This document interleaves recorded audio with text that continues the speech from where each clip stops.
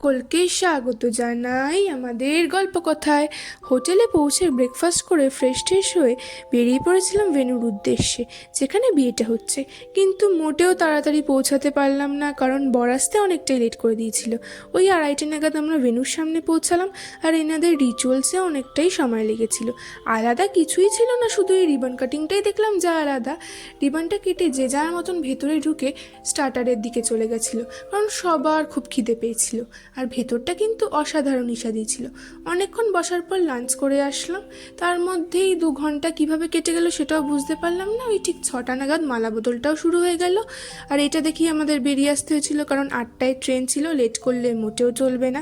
ঠিক 7:30 নাগাদ স্টেশনে পৌঁছে আমরা এই কয়েকটা ডগকে খাওয়াচ্ছিলাম, কারণ টাইমটা তো কাটাতে হবে।